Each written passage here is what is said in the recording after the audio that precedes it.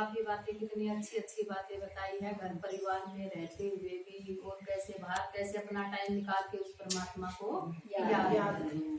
आज हम यहाँ सभी शिवरात्रि मनाने के लिए आए।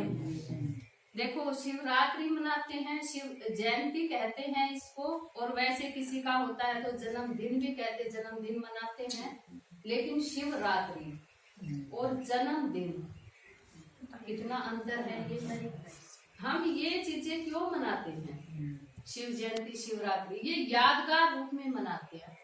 एक व्यक्ति संसार के अंदर आता है, अच्छे कार्य करके वो जाता है, तो समाज उसके लिए कुछ ना कुछ प्रतिमा या कुछ ना कुछ बनाते हैं, ताकि यादगार रहे कि ये आए थे, ये समाज के लिए अच्छा कार्य करके गए हैं, तो उसका यादगार रूप में वो बना देते हैं।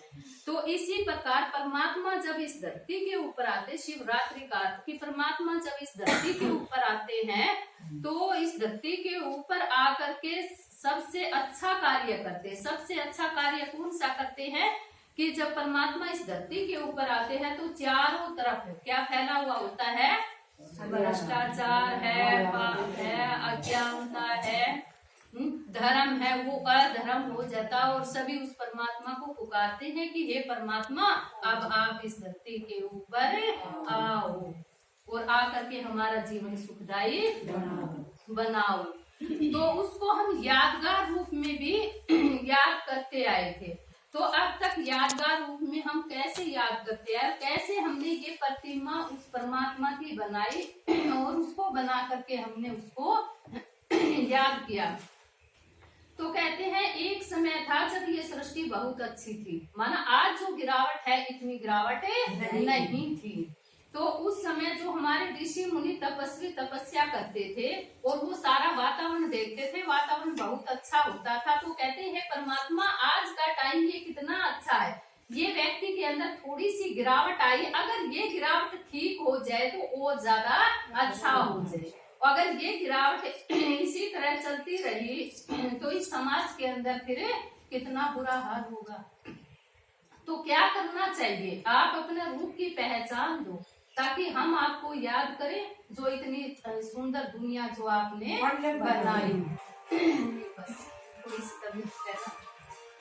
तो इससे क्या हुआ, जब वो तपस्वी ध्यान मगन में बैठे थे तो उनको क्या दिखाई दिया? एक लाइट दिखाई दी।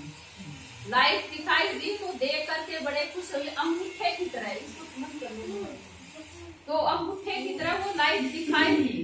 तो देख करके बड़े खुश हुए कि परमात्मा का जो आकार है वो अंगूठे की तरह है।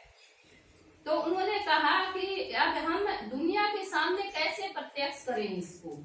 तो जंगलों में वो पहाड़ों के ऊपर बैठ करके वहां तपस्या कर रहे थे। तो देखा वहां पर अंगूठे की तरह एक पत्थर था, गोल सफेद रंग का। तो उन्होंने कहा परमात्मा का ये ऐसा रूप है, उनको साक्षात्कार हुआ। उसके बाद में उन्होंने कहा कि हम अपना जीवन सुखमय बना करके रखें, तो हमें ऐसा क्या करना चाहिए। तब वो ध्यान मगन में गए, तो ध्यान मगन में उन्होंने देखा परमात्मा ने फिर उस लाइट में दिखाया कि आप फूल की तरह मुस्कुराते रहो। अगर आप फूल की तरह मुस्कुराते रहोगे तो आपका जीवन अच्छा रहेगा।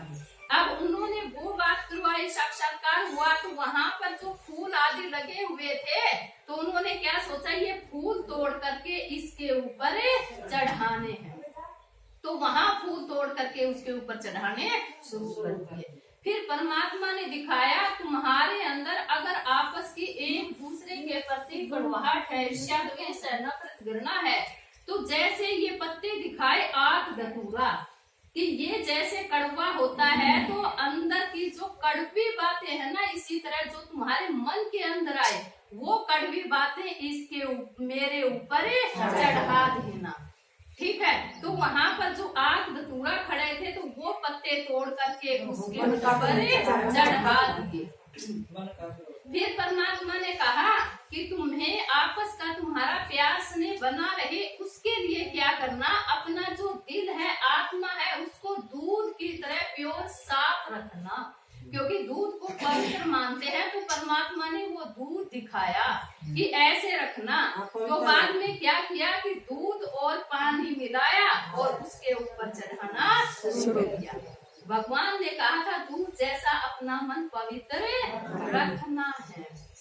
फिर परमात्मा ने कहा कि जो ईर्ष्या द्वेष जो कुछ भी है, जैसे बेर बताए ना, आपस का वैर विरोध है, तो वो मेरे ऊपर चढ़ा देना, उसके ऊपर बेर चढ़ाने शुरू कर दिए। फिर परमात्मा ने कहा अगर तुम जीवन में सुख शांति चाहते हो, 24 घंटे में से 1-2 घंटा अपने लिए जरूर निकालना और मेरे पास बैठ करके मुझे याद करना। फिर हमने क्या किया, यादगार रूप में 1 घंटा बांधा और उसको 1-2 पर हिलाया और छुट्टी कर दी। और आजकल तो क्या करते थे, वहाँ अंदर में नहीं जाते, आजकल तो गेट के ऊपर खड़े होकर के बाय बाय, तुम वहाँ और मैं यहाँ, बस हो गया, हाथ दिखा देते, देवताओं से आशीर्वाद लेते हैं या उनको दे रहे हैं, देखो वो तो परमात्मा है ना। तो आजकल ऐसे मंदिरों के सामने ऐसे कर देते हैं। फिर परमात्मा ने कहा हे मनुष्य, ऐसा टाइम आएगा कि तू अगर हर कर्म करते हुए मुझे याद करेगा तो तुम्हारे मन को शांति मिलेगी, सुख मिलेगा, तुम्हारा जीवन अच्छा श्रेष्ठ बना रहेगा।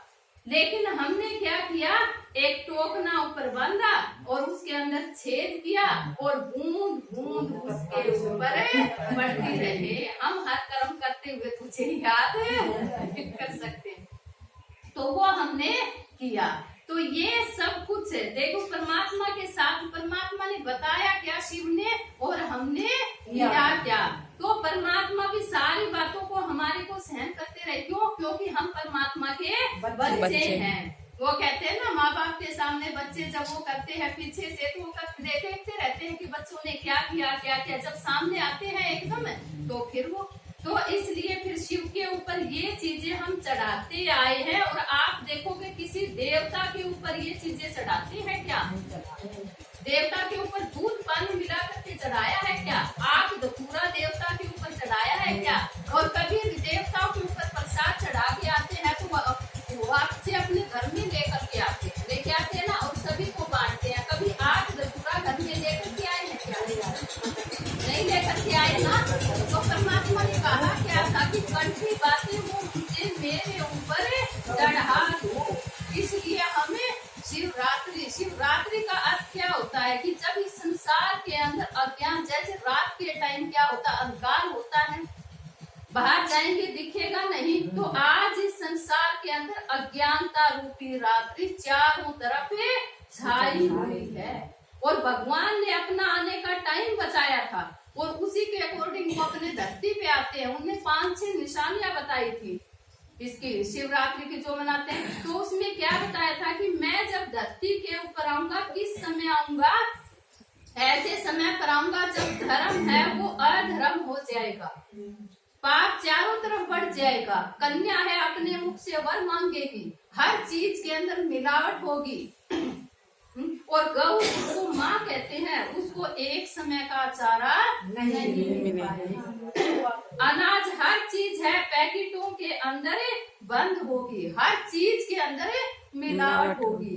तो समझ लेना मैं भी इस धरती के ऊपर आ चुका हूँ। तो इसलिए वही परमपिता परमात्मा जिसकी यादगार में शिवरात्रि मनाते आए थे, वही परमात्मा दोबारा पुनः हमारी आवाज सुन करके इस धरती के ऊपर आ चुके हैं, और उसका अवतरण होता है। आप देखोगे शिव का जब मंदिर बनाते हैं तो हम क्या करेंगे, पहले उसकी स्थापना करते हैं, शिवलिंग की स्थापना करके फिर उसका मंदिर बनाते हैं, जो ऊपर से कंप्लीट करते हैं। लेकिन कोई भी देवी देवता का अगर मंदिर बनाएंगे तो पहले मंदिर तैयार किया जाता है और फिर मूर्ति स्थापना की जाएगी और प्रोग्राम आदि करेंगे, लेकिन उसके गेट के अंदर से लेके आएंगे। लेकिन परमात्मा शिव का हम ऐसा करते हैं, क्यों? क्योंकि स्वयं परम पिता परमात्मा वो स्वयं भू है, वो ऊपर से आता है और आकर के अपना ज्ञान देता है, इसलिए हम ये करते आए। तो अब वही टाइम चला हुआ है अपना भाग्य बनाने का। इसलिए कहते थे भगवान जब भाग्य बांट रहे थे तो क्या तुम्हें सोए हुए थे, तो वही आकर के दोबारा अपना भाग्य बनाने के लिए सबका भाग्य आए हुए हैं। सबके हाथ में भाग्य बनाने की कलम दे दी है, वो जितना अपना भाग्य बनाना चाहे इतना बना सकते हैं। नहीं समय आया और चला जाएगा। फिर कहेंगे भगवान धरती पे आया, आकर के ज्ञान दे करके चला गया और हमें पता भी नहीं चला। अच्छा